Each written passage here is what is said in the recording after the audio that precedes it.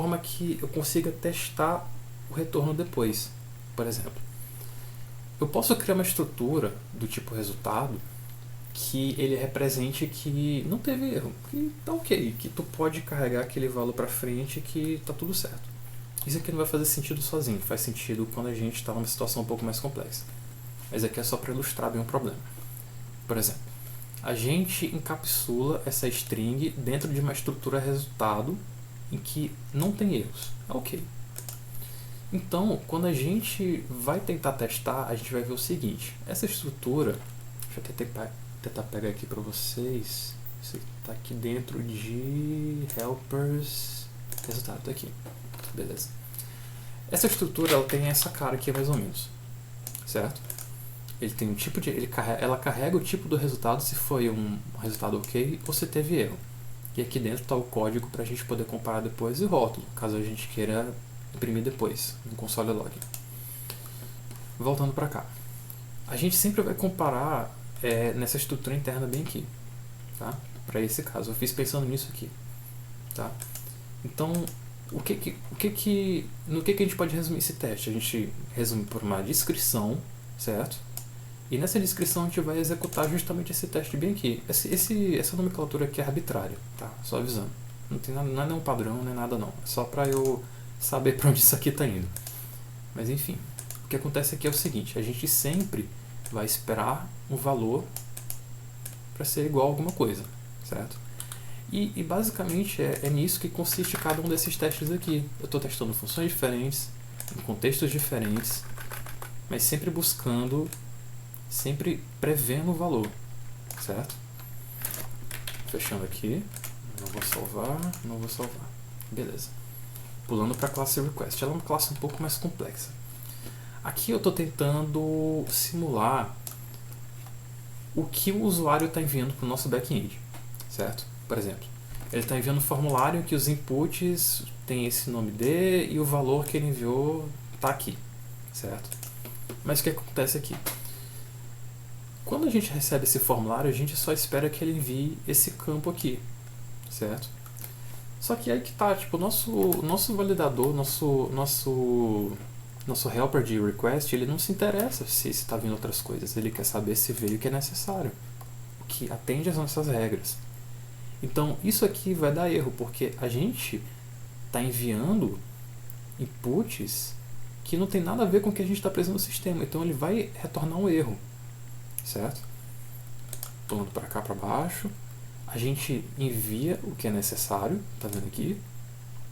Ó, a gente está querendo esse campo em específico e a gente está enviando ele de fato, mas o nosso validador ele não se interessa com o resto. Tendo isso aqui é o suficiente.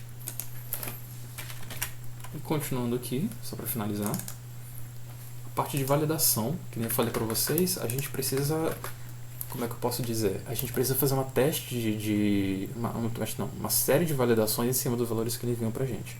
Então, por exemplo, se a gente tem um CPF, sim, esqueci de falar, perdão. A validação é basicamente um módulo que ele contém uma série de funções isoladas e que a gente pode usar para testar qualquer valor. Por exemplo, deixa eu abrir bem aqui para vocês, assinados, validação, tá aqui. Vocês estão vendo que tem uma série de funções que são funções simples, que elas não têm nada a ver umas com as outras. A gente simplesmente passa um input e ele vai retornar para a gente se aquilo estava correto ou não. Vou voltar para cá. A gente geralmente gosta de trabalhar com CPF em sistemas assim. Então, não é gostar, é uma necessidade. Mas enfim, a gente tem uma série de funções que estão aqui testando esses valores que a gente está enviando. Por exemplo, o CPF a gente sabe que ele tem 11 dígitos numéricos, então a gente pode começar testando isso aqui. Caso a pessoa envie menos, vai dar erro. E a gente também testa se os dígitos são válidos. Por exemplo, a gente não pode enviar qualquer combinação de números que vai estar certo. Para a gente ter um CPF válido, a gente passa por uma série de regras. Por exemplo, não podem ser os mesmos dígitos, ou não pode ser uma combinação de números que o cálculo não vai bater, e por aí vai. E basicamente é isso. São testes unitários de módulos que eles existem por si só. Eles não dependem de nada assim externamente. E Isso é o que a gente chama de teste unitário. A gente está testando uma pequena parte, uma unidade do nosso sistema. Mas que nem eu falei para vocês, o sistema ele tem que se comportar, ele tem que agir como a gente espera quando a gente une essas partes menores, que nem eu mostrei bem aqui para vocês. É literalmente uma série de blocos.